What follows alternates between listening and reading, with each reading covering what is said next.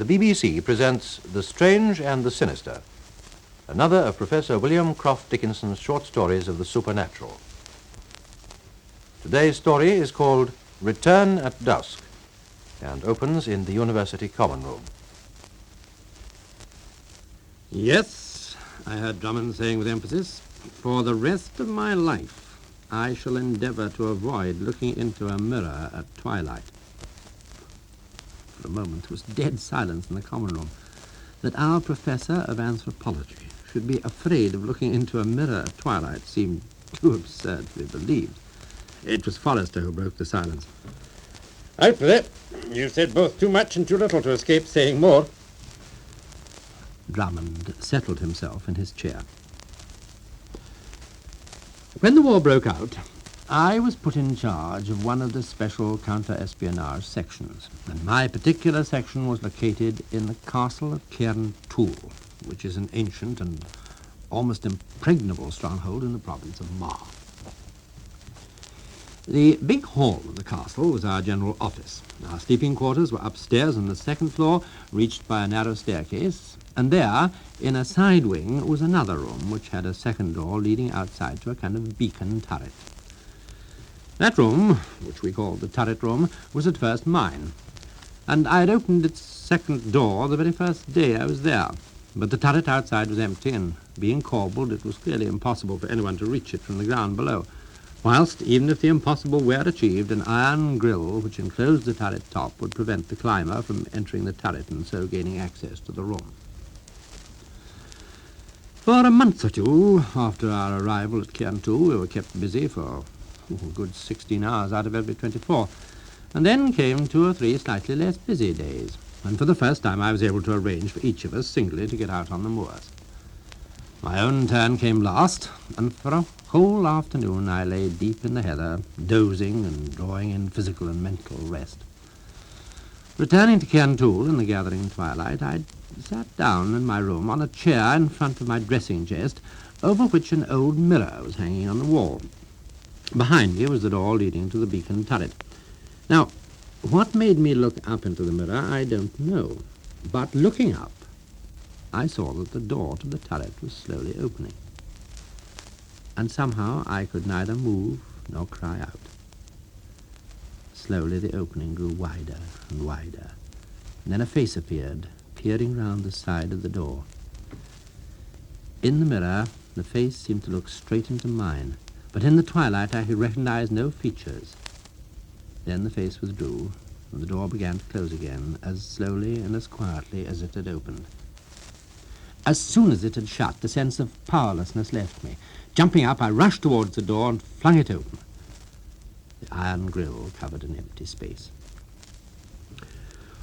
Well, wisely or unwisely, I said nothing about my visitor. 10 days later, and again at twilight, I was sitting in front of my dressing chest, brushing my hair before dinner, when, with a start, I noticed in the mirror that the door to the beacon turret was again opening, as slowly and as quietly as it had opened before. Again a head peered round the door, but this time there was a quick movement, and my visitor had entered the room. Now, don't ask me what my visitor looked like. I simply don't know.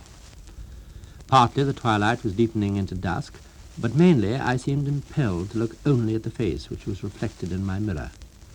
And that face, or perhaps I should say the eyes, held me as though I had been hypnotized.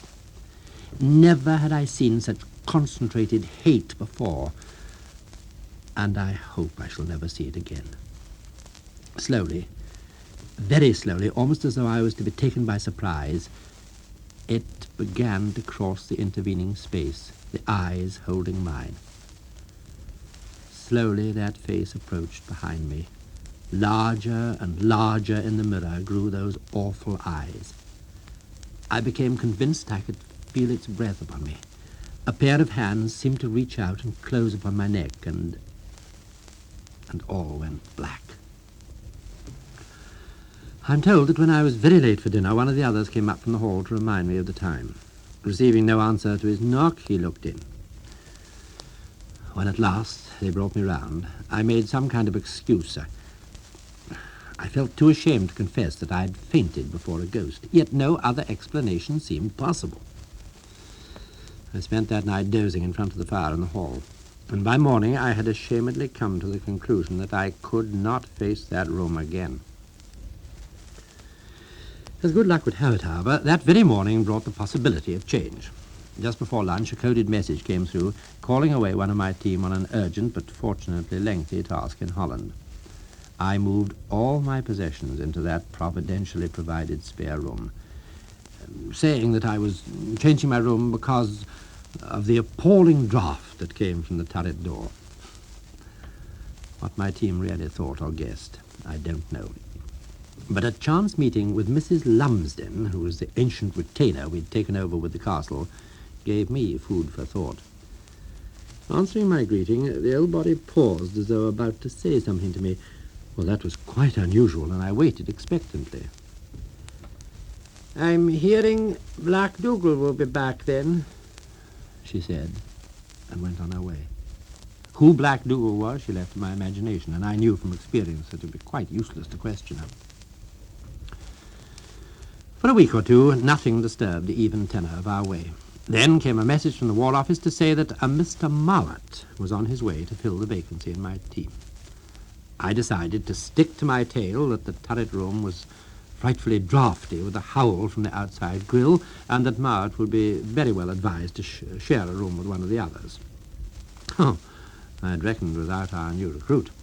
When he arrived, alert and confident, nothing I could say would persuade him to double up.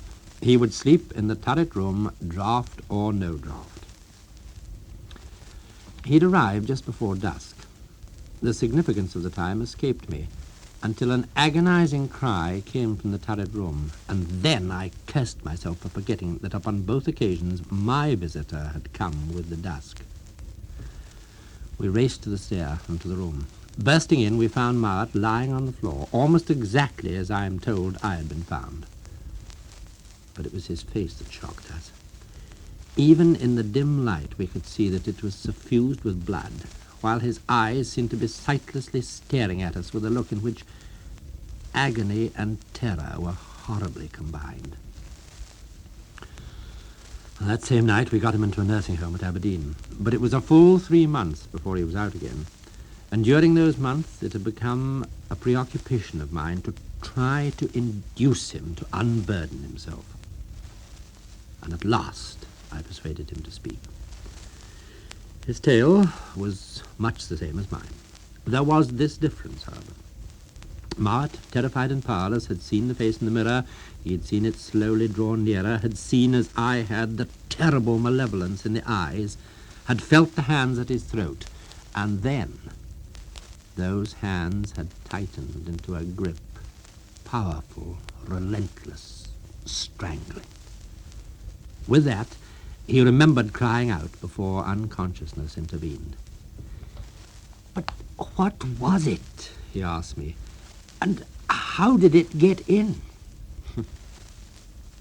The only answer I could give him was to tell him of my own experience, and to assure him that he had finished with Cairntoul for good. It was at that time that I had one further brief but quite unilluminating passage with Mrs. Lumsden. I'd come back from visiting Mowat in Aberdeen, and meeting her, I said cheerfully, "Well, Mr. Mowat seems to be progressing famously now." "Mowat, did you say?" she cried, with a kind of a wild look in her eyes. "A Mowat, is it? Oh, may heaven save him!" And with that she hobbled away. Then, early in June 1940, the War Office suddenly decided to disband my team. We left Cairntoul, and in the urgency of new tasks, the mystery of Black Dougal and the turret room gradually lost its hold and became just a bad memory and little more. After the war was over, I had been back perhaps a week or 10 days in the academic peace of the university, when, talking to Henderson of the history department, I happened to mention that I had been stationed for a while at Cairntoul in Mar. "Did you see the ghost of Black Dougal?" he asked. I pride myself that I didn't start. "Why?" I said. "Is the castle haunted?" "Oh, it's supposed to be," he answered cautiously. and was one of the best authenticated ghosts we have. And the story I got from Henderson was roughly this. Sometime early in the 16th century, when the Mowats of Cairntoul and the local branch of the Camerons had been long at feud, an attempt was made to end the feud by marriage. Mowat of Cairntoul married the daughter of Cameron, but after a week or so he brutally strangled his wife and then sent defiance to the Camerons. I should add that Mowat was supposed to be mad, but naturally the Camerons were paying no attention to that. They turned out to a man, and Cairntoul being the stronghold it was, they were wiped out to a man, never getting more than a foot or two up the castle stair. Wiped out to a man, yes, but there was a young brother of the murdered bride, a boy, Dougal, then about 6 years old, and upon Dougal fell the whole burden of a new and more bitter feud. As he grew up, the boy and then the man nursed his revenge, and so came the name Black Dougal from the hate that burned in his eyes. But there was little chance for Black Dougal in the Mowat country unless he went there by night, and by night the mad Mowat sat and laughed in the turret room where he had strangled his bride. Yet one night, in the gathering dusk, and the manner of it no one knows, Dougal made that impossible climb up the castle wall right up to the beacon turret, only to be beaten at the end by the overhang of the turret's corbelling. Struggling to breast the corbelling, he fell, a sheer 40 foot at least, and was killed outright. At that, mad Mowat only laughed the louder. But within a week, he had caused an iron grille to be made to enclose the open turret at its top. Within another week, he was found dead in the room, strangled as there he had strangled his bride. Now, there is one other further point I must add. I'm convinced that no one could climb that outer wall to the beacon turret. Yet one of our signallers, an honest, sober, and thoroughly unimaginative fellow, had other views. About the time when we were rushing upstairs after hearing Mowat's cry, this signaller was walking back to the castle. Happening to look up to the turret, he was astounded to see a man hanging there by his hands, and then, to his horror, the man dropped like a stone. Well, he should have been killed outright, but no, he picked himself up and ran into the open country beyond the castle. Our signaller went in pursuit. He could see his quarry silhouetted for a moment on the top of a small hill before he disappeared down the other side. But when the signaller breasted the hill, he was nowhere to be seen. All right, admittedly, darkness was falling. Admittedly, a man might easily take cover in a fold of the ground. But later, I was to discover that the Cameron country started on the far side of that hill. That was Return at Dusk by William Croft Dickinson. It was read by Moultrie Kelsall and presented by the BBC.